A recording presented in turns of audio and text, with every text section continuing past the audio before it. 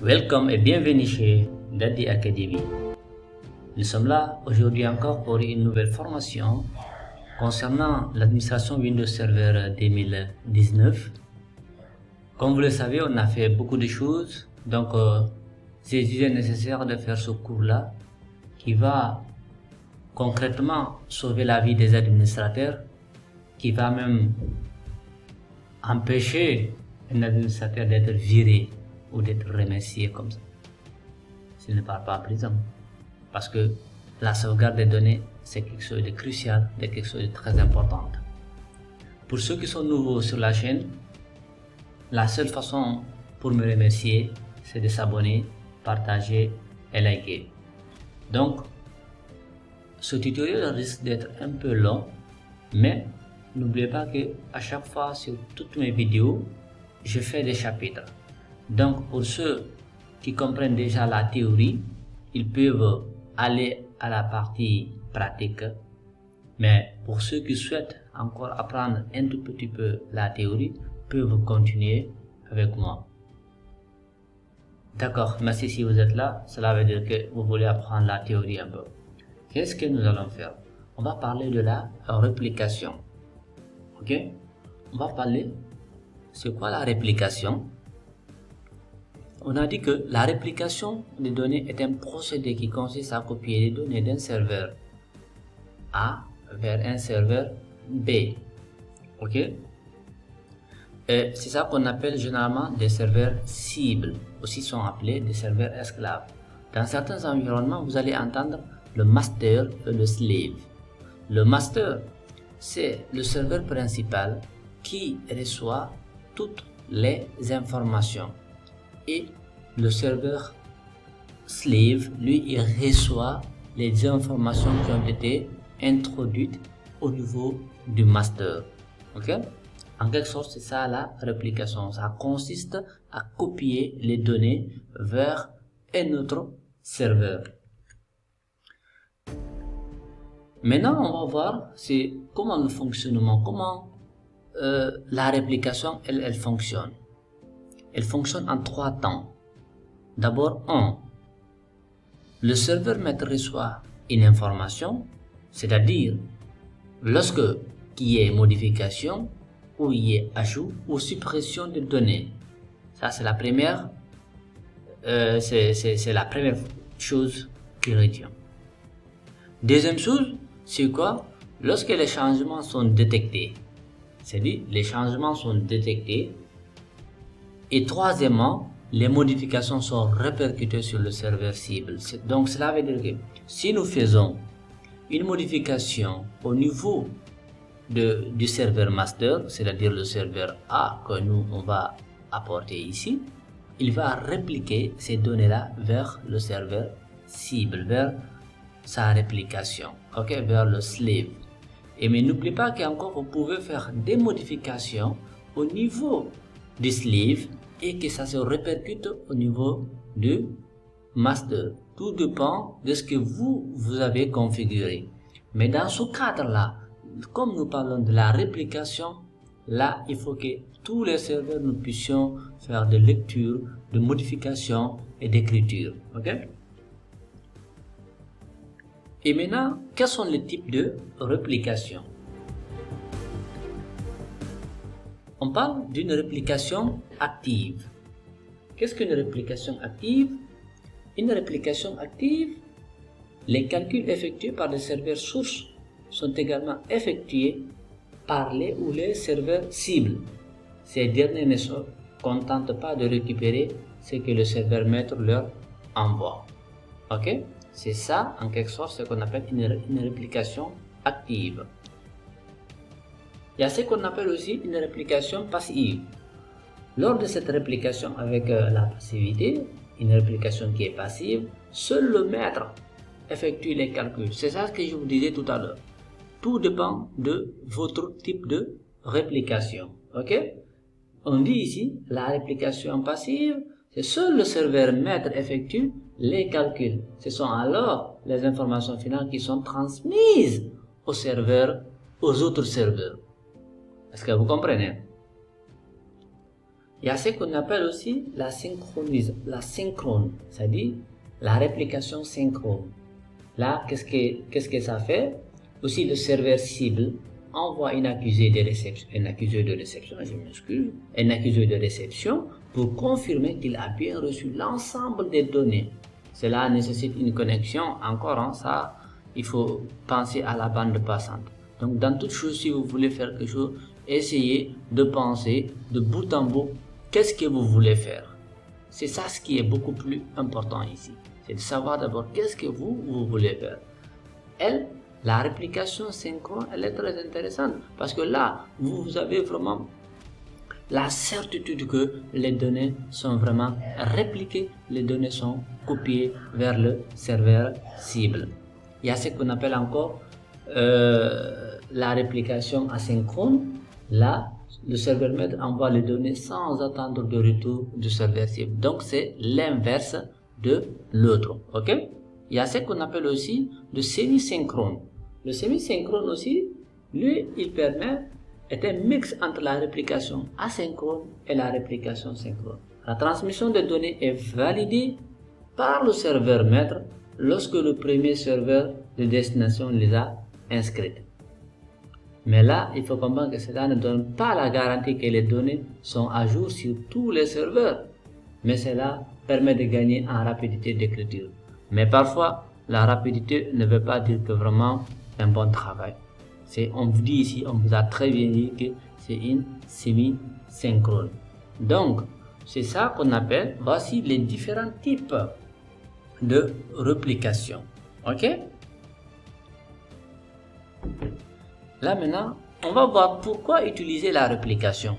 Quelle est son importance? Depuis le début, on a parlé de la réplication, c'est de copier les données vers un autre serveur, ainsi de suite. Ok?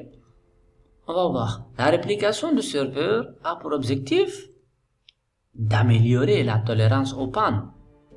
Imaginez que vous avez un seul serveur et d'un coup, l'électricité vous lâche. Le serveur tombe en panne. Et supposons qu'encore vous n'avez pas des ondulaires. Le serveur s'arrête. Le courant revient là, le serveur refuse de démarrer. Voilà, ça devient problématique. Ça devient problématique, c'est là où ça va chauffer sur la tête d'un administrateur. Et ça va devenir la base de données d'actif directory et refuse complètement de démarrer. Donc, c'est pour améliorer déjà cette tolérance aux pannes. C'est pour faire quoi? C'est pour préparer ce qu'on appelle la tolérance, c'est-à-dire la haute disponibilité. Ok? Et aussi, pourquoi la réplication? C'est de garantir la disponibilité et l'accessibilité des données. C'est très important. Très important. Quand les données de l'entreprise, elles ne sont pas du tout accessibles, vous êtes là en tant qu'administrateur, que le DG ne reçoit pas les données et il peut pas travailler. Comment allez-vous gérer ça? Si vous ne faites pas attention, sur le jour-là, on va vous remercier, vous allez partir. Ok? C'est pour cela que j'ai dit au tout début de cette formation, c'est le cours qui va vraiment vous donner encore beaucoup plus de garanties dans votre entreprise. Ok? On va parler aussi de ce qu'on appelle, c'est l'équilibre des charges, le traitement, le load balancing. Le load balancing, généralement, il permet, là encore, il faut certaines configurations, de configurer concrètement le load balancing. Je prends un exemple, c'est quoi le load balancing? Prenez un serveur un serveur de transfert d'argent par exemple. Vous avez un seul serveur et vous avez assez de transactions. Là, pour soulager le traitement des demandes, pour soulager les serveurs là, il faut configurer ce qu'on appelle le load balancing. Le load balancing, c'est équilibrer les différentes charges sur chaque serveur. Lorsqu'il y a une requête, la requête vérifie quel est le serveur actuellement qui est vraiment disponible pour traiter plus rapidement cette requête-là. En ce moment, ce serveur-là prend le relais et il essaye de traiter très rapidement cette requête. Ok? Il y a encore, c'est de permettre aussi de donner plusieurs, c'est-à-dire un stockage supplémentaire, parce que voilà, ça vous permet aussi d'autre part de gagner des espaces de stockage. Ok. Après tout ça, qu'est-ce que nous allons faire maintenant? On va essayer de passer à la pratique. Ok. Maintenant, comme vous le savez, avec Daddy Academy, on va aller très rapidement voir qu'est-ce qui se trouve au niveau de notre serveur. Alors donc, j'ai mes serveurs ici.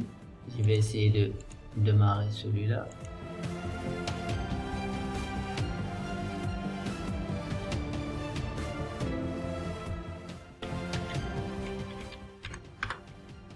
Ok. Je vais juste vous montrer aussi ma configuration d'abord avant qu'on ne fasse quoi que ce soit, pour ne pas que vous vous perdiez dans ces trucs là. Donc voilà, je vais essayer de zoomer un tout petit peu. Bon, je vais zoomer. Donc ici, qu'est-ce que nous voyons à ce niveau là? Qu'est-ce que nous voyons à ce niveau? Ici, on a notre serveur A. Le serveur A, son nom, c'est quoi? Il faut avoir l'habitude toujours de donner un bon nom à vos différents serveurs. C'est très important, la nomenclature. Ça vous permet de se retrouver très facilement. Et deuxièmement, qu'est-ce que vous pouvez faire aussi? On a notre adresse IP du serveur principal du serveur A, c'est 192.168.1.10, le masque de sous-réseau, le gateway, le DNS. Ok, le DNS, il reprend lui son propre DNS qui est là, parce que c'est là où on a installé notre DNS. Le serveur 2 qu'on a appelé ici le serveur B. Ok, qu'est-ce que nous allons avoir? On a comme adresse IP le point 11, ici c'est le point 10. Retenez très bien parce que ça va vous permettre en fait de bien suivre et comprendre. Le submask, c'est ça. Maintenant le gateway, c'est ça. Et le DNS, c'est maintenant le premier serveur qu'il reprend. Ok, sans trop tarder, on va venir au niveau de notre serveur qui est là. Qu'est-ce que nous allons faire? Je vais vous montrer. Vous avez vu que là, ça c'est, je reviens ici, ça c'est le serveur principal. Là c'est le premier serveur que j'ai déjà configuré. Deuxièmement, je viens ici, actuellement, son nom c'est le SRV prod daddyacademy.lan, et c'est ça mon adresse IP. Mon adresse IP c'est ça. Vous voyez comment je l'ai configuré, 192 ainsi de suite jusqu'ici. Là c'est bon. Ça, ne me demandez pas comment je l'ai fait, on a fait tout ça ensemble.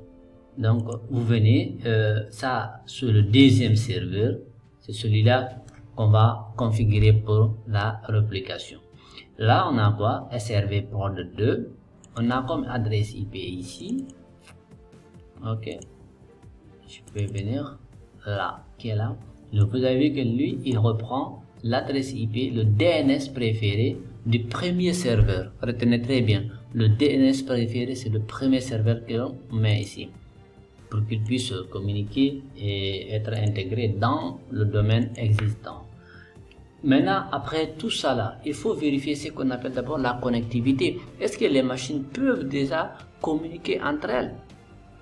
C'est très important. C'est très important d'abord. Qu'est-ce que nous va faire? On fait Windows R, CMD. Nous sommes à quel niveau? Nous sommes avec le prod D. Ok, le deuxième serveur. Qu'est-ce que je vais dire? Je vais dire ici un ping de 192.168.1.10, le premier. On va le taper. Ok, il est là. On peut encore faire une autre chose. On fait un ping le Daddy Academy, le DNS directement, academy.lan. On va voir est-ce qu'il va nous redonner notre adresse IP, le point 10 là. Ouais, là on dit clairement que on a le point 10 qui ressort. Là c'est bon. On va venir à ce niveau là, le premier serveur. On va essayer de pinguer encore Ça c'est le test de connexion, hein. Ok, point 1, point 11. Maintenant le deuxième, le serveur B. Ok, on va valider ça. Vous voyez que là c'est qu'on comprend concrètement que toutes les machines communiquent déjà entre elles. Ok, toutes les machines communiquent entre elles. Maintenant, on a fini avec notre premier serveur qui est là, qui est le serveur prod 1. On va se concentrer au serveur 2. Ok. Après ça, maintenant, qu'est-ce que nous allons faire? On va venir au niveau de gérer. On va ajouter le rôle. Le rôle AD. Je continue.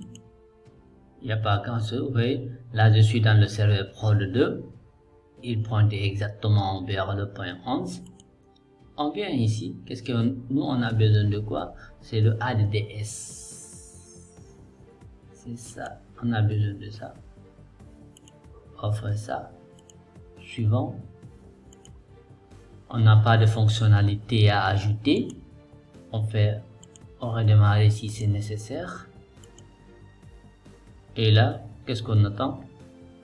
On patiente pendant l'installation.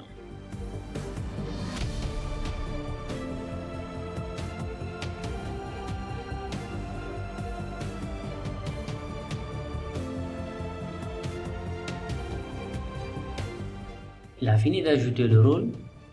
Vous voyez ici, on vous dit ici promouvoir ce serveur en contrôleur de domaine. Ou bien vous voyez le point d'exclamation qui est là. C'est la même chose. Ok. On clique sur promouvoir. Et là, c'est important à partir de là. Vous vous rappelez, la fois dernière, lorsqu'on installait notre domaine pour la première fois, on avait pris ajouter une nouvelle forêt. Ok. Là, qu'est-ce qu'on va dire? C'est ajouter un contrôleur de domaine à un domaine existant. Ok. C'est ce que nous allons faire ici. On va l'ajouter au domaine existant. Le domaine existant, c'est le serveur prod. SRB prod. Là, regardez, il y a là notre cible. Il faut juste venir sélectionner. Mettre ici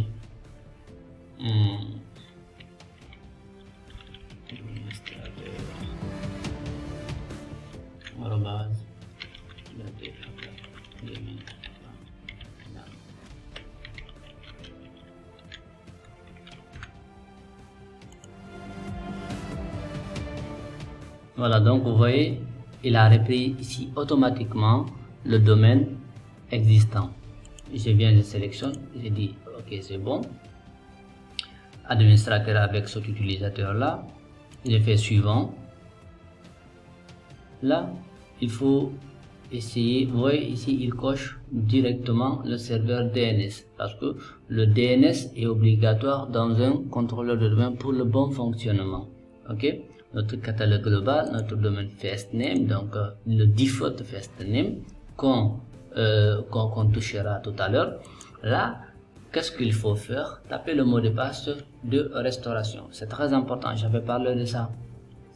Dans mes vidéos. Pourquoi il est vraiment important de retenir ce mot de passe. Sinon, le jour où vous voulez faire certains travaux, vous ne pourrez pas les faire. Ok? On ne met pas à jour ça, c'est bon. Vous voyez là, il dit répliquer début. Là, nous voulons faire une réplication. Là, vous avez dit que tout contrôleur de domaine, on fait répliquer et on prend notre serveur prod.daddyacademy.lan. Ok, on prend on fait suivant, le 6 volts. Ici, il n'y a pas grand chose à expliquer. On avait déjà vu tout ça. Et on continue. Il va essayer de faire la vérification des prérequis. Est-ce que tout est bon avant de nous donner la main pour pouvoir installer. Ok. Voilà, donc il dit ici toutes les vérifications de la configuration requise ont donné satisfaction. Cliquez sur installer pour continuer l'installation. Ok, on fait install, on patiente le temps qu'il trouve, le temps qu'il puisse installer le contrôleur de domaine.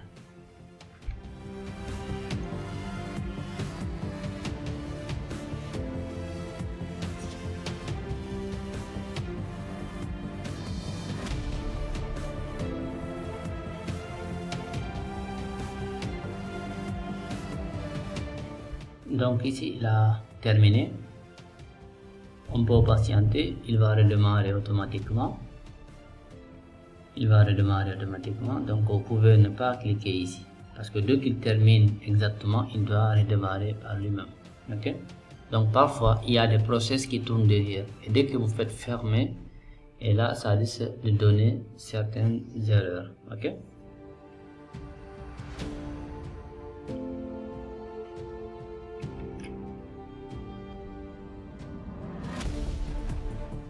Le serveur est en train de redémarrer. Le premier est toujours là. Il est là.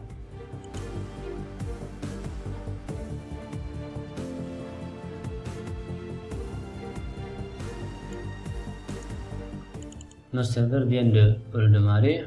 On va essayer de se connecter. Vous voyez, ici, il a pris Daddy Academia /administrateur. Maintenant, il a pris le domaine qui était de l'autre côté ici. Qu'est-ce que nous allons faire? On va essayer de se connecter.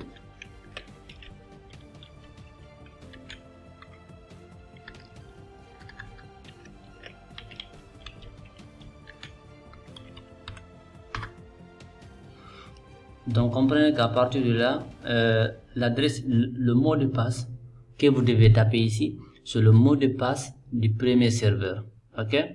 Le serveur sur lequel le deuxième serveur a été ajouté. Ok? Vous pouvez tester chez vous, hein, si vous mettez là-bas le mot de passe du propre mot de passe, ça va pas passer. Voilà. Là, il est en train de démarrer. Il va démarrer l'ensemble des services. Le serveur a démarré. Vous avez vu, on a ADDS, on a DNS. Comme on a tous ces services-là, qu'est-ce que nous devons faire maintenant? On va faire juste une petite vérification. Voir dans les conditions normales, ici on doit avoir 2 contrôleurs de domaine maintenant. Ok? On vient au niveau de outils. Il faut venir dans utilisateur et ordinateur actif Directory, Daddy Academy, et venir au niveau du contrôleur de domaine.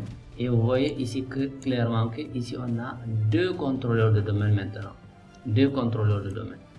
Vous voyez ça? On a nos 2 contrôleurs de domaine qui sont là. Le default first site name, c'est sur lesquels encore nous allons travailler tout à l'heure. Vous voyez? Donc là encore, on peut venir dans notre DNS. Ici, vous vérifiez. Ici, voilà, tout est là. Vous voyez, le DNS est encore là. Tout a été configuré. On a nos 2 hôtes, on a nos 2 entrées. Ok, tout est là, tout est bon. Donc, qu'est-ce qu'il nous faut? On va commencer concrètement la réplication. En fait, là, qu'est-ce qu'on a fait la première partie? On a ajouté le contrôleur de domaine dans un domaine existant. You know? Maintenant, je reviens. On va revenir au niveau d'ici. Au niveau du deuxième serveur, on va modifier l'adresse IP. Ok? On va modifier l'adresse IP du DNS. Il faut bien suivre, hein? C'est très important. Maintenant, à ce niveau-là, qu'est-ce qu'il va faire? Maintenant, on va changer tous les serveurs. Je vais venir même ici. Maintenant, notre DNS, ici, le DNS, je vais mettre ici le DNS préféré. Celui-là, il sera le 11. Et le DNS alternatif, je vais mettre juste alt, ça fait 192.168.1.10. ok? Lui, maintenant son DNS préféré, il maintient tout son DNS préféré.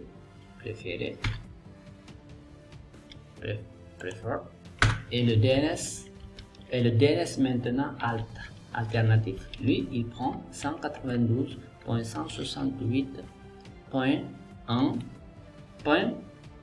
Dites-moi. 11. Vous aussi. Rappelez-vous, c'est ça. Vous avez vu maintenant, ici, on a quoi? On a ça. Le serveur A, son DNS préféré, il prend son propre adresse IP. Le serveur B, ici, son DNS préféré, il reprend ici son adresse IP. Et l'alternative, il prend le premier serveur, le serveur B. Ici, l'alternative, il prend le deuxième serveur, le serveur A. Ok? Le serveur B, ici, c'est le serveur A. Ici, serveur B. Ok? Sans tarder encore, on vient directement, on va commencer notre configuration. Donc, là, nous sommes sur, ici, qu'est-ce que nous allons faire? On va modifier ça. On fait 11. Nous sommes sur le serveur 2. 192.168, je m'excuse, je ne vais pas allumer le Nimlock. 192.168.1, ici c'est .11, je m'excuse ici, et là on met .10. Si vous ratez les parties là, ça me gâte, ce sera pas bon.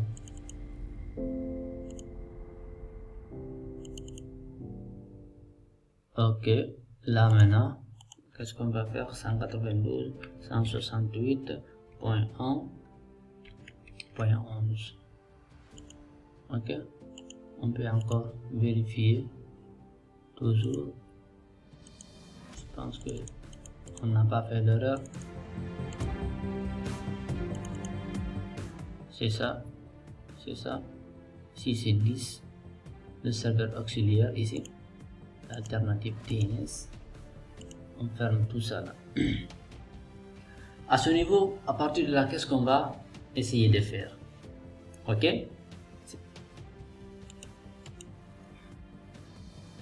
configurons maintenant la vraie réplication. On va venir dans outils, on vient au niveau de site. Vous vous rappelez, lors de l'installation, je vais dire que les sites default là, c'est ça qu'on va configurer. Ok, on vient dans site, ici on va venir, vous avez vu, c'est site et service Active Directory. On vient dans site, on vient dans default first name, le default first name ici. On vient dans serveur et vous voyez ici on a nos deux serveurs. Nos deux serveurs sont là.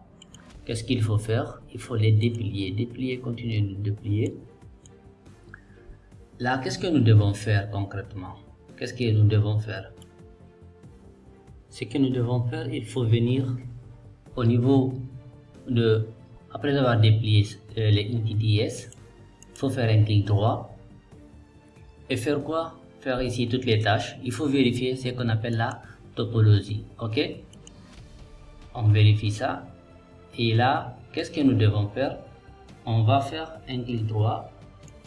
On vient ici. Attendez. Voilà, donc on clique.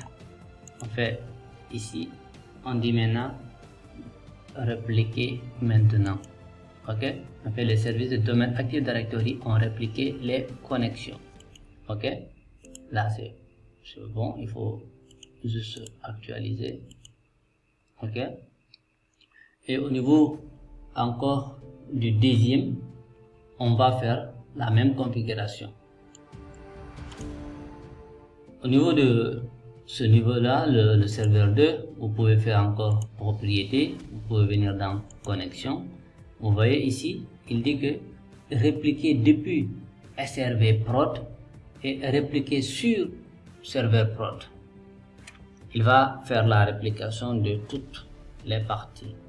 Ok, vous voyez ici, il réplique ça, le serveur prod. N'oubliez pas que c'est le serveur. Il dit répliquer depuis et répliquer sur. Ok, là, on valide ça. Et là encore, qu'est-ce qu'il faut faire? Il faut venir dans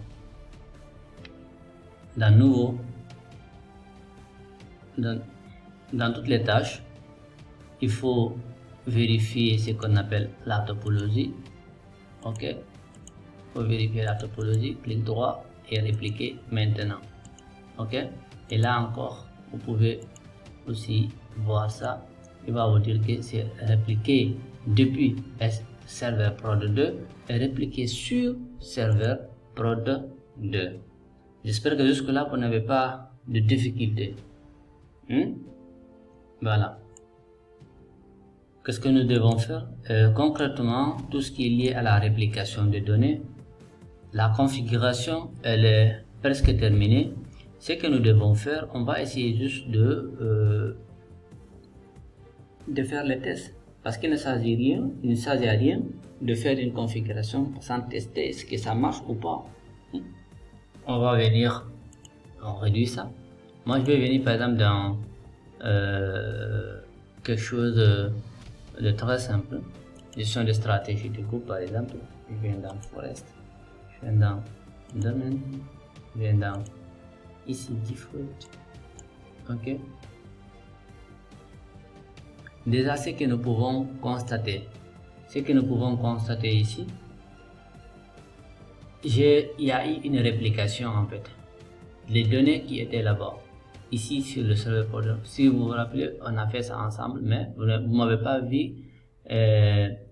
pas vu créer ces différentes GPO, éteindre PCDA, GPO manger pomme. Ok, maintenant nous qu'est-ce qu'on va faire? On va juste maintenant faire ça devant vous pour qu'on le fasse ensemble. On va créer juste GPO, repli 1, repli-1, je valide ça. Ok, et là qu'est-ce que nous devons faire? On va venir à ce niveau là, on peut déjà actualiser le serveur, on peut venir vérifier est-ce que les données sont déjà répliquées sur ce serveur là. Je peux venir dans gestion de stratégie, dans la barre de dialogue, je viens ici dans Forest, dans D, et vous voyez correctement ici c'est qu'on a repli 1. Ok, repli 1. Et là, si vous voulez encore, on peut créer déjà ici un test. Je suis sur le serveur A, repli, je mets 2. Je peux faire ça, repli 2. Le repli 2, il est là, celui qui est là, ok. Je vais revenir au niveau de mon deuxième serveur qui est là, serveur prod 2. Observez bien. Si je veux, je peux actualiser. Mais là, je peux encore venir dans gestion de stratégie. Je viens à ce niveau là, je viens dans domaine, Dadi Academy, et là, ce que vous voyez, que maintenant, repli 2 est là. Et comprenez que tout ce que maintenant vous faites sur un des serveurs, ça va se répliquer sur l'autre. Et au cas où un serveur tombe en panne, l'autre prendra encore le relais. Il faudra juste faire les bonnes configurations sur les postes clients. Ok, donc Dadi Academy reste à votre thème de cours. Donc la seule chose que vous pouvez soutenir la chaîne, c'est de s'abonner, inviter vos amis à liker la page. Je vous ai promis, lorsque nous allons atteindre les 2000 abonnés, on va commencer des cours de Cisco, Inch'Allah. Et d'ici là, on se retrouve lundi prochain pour le cours de Microsoft Word. Merci et au revoir.